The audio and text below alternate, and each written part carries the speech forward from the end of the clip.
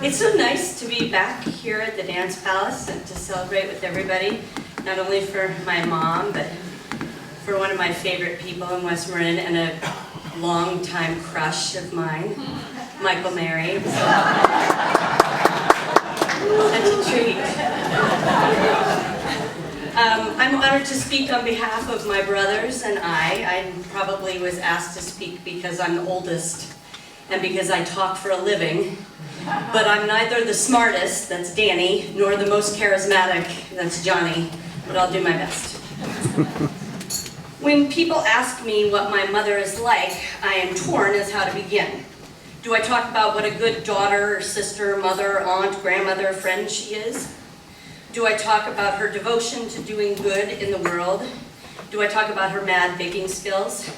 And I did notice that the porno people is what got the clap. I mean, not the clap, but...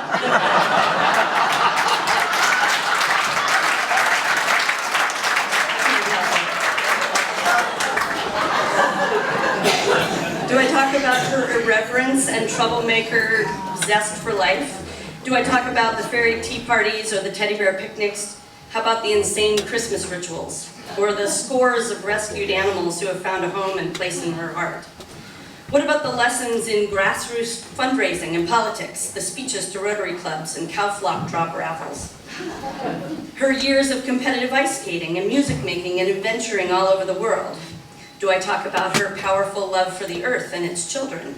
Her fierce protective love and endless encouragement she gives her own and collected children? Do I talk about how she not only gave me life, but saved my life many times, both literally and metaphorically?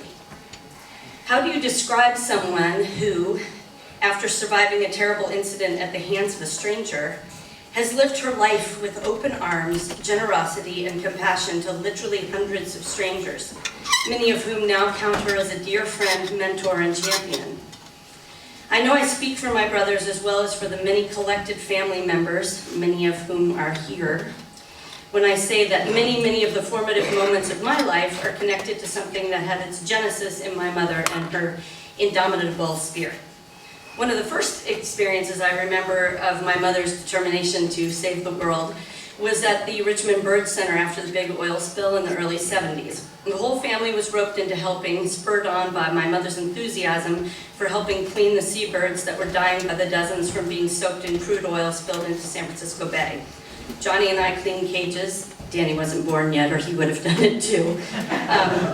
My dad was the doctor on site for the many young activists, which we called hippies in those days, who were caring for the birds 24 hours a day. And my mom became the official grebe lady, because grebes were notoriously hard to rehabilitate because of the difficulty in feeding them.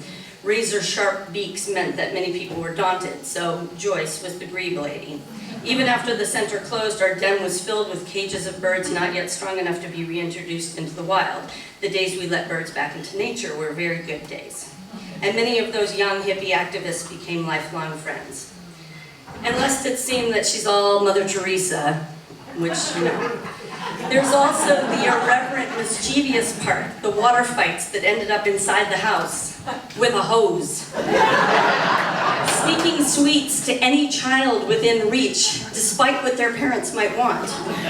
Food fights at Thanksgiving, started by Joyce, by lobbing a ladle full of mashed potatoes down the length of the whole table, until the fire and the house got repainted, and then all of a sudden there were no more food fights.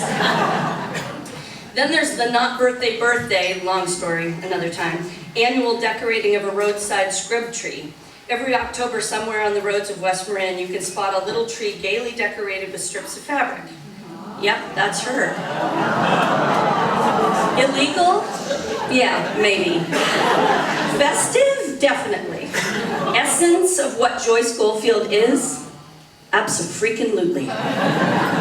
My brother John says that our mom epitomizes the following: courage, the quality of mind or spirit that enables a person to face difficulty, danger, pain, etc. without fear. Bravery. As so many of you know, and I pause now to thank so many of you once again for helping keep her life on track this December.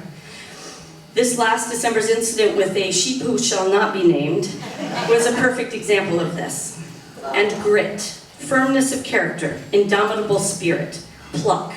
Or in the words of researcher Angela Duckworth, grit is the perseverance and passion for long-term goals. She absolutely has grit. An indomitable spirit is the perfect description of her. Danny, the favorite, and the smart one, says, that's true, it's sad but true.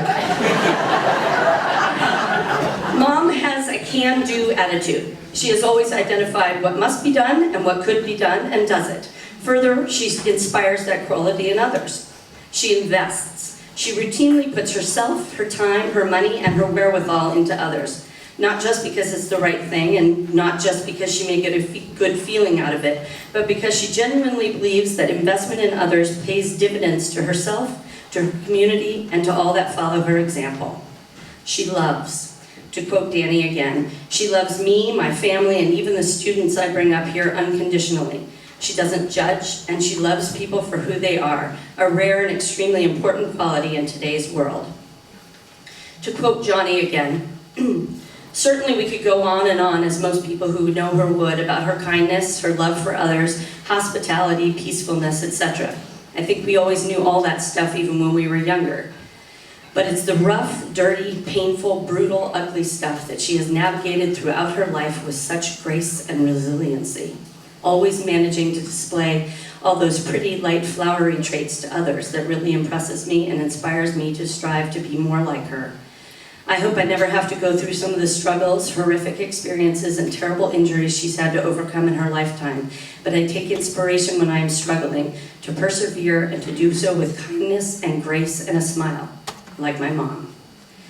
To sum it up for all three of us, she is the epitome of fierce determination in the face of devastation, the soul of generosity and grace. She is the bravest, most resilient, most inspiring person the three of us will ever know. I am proud and honored and completely intimidated to call her my mother.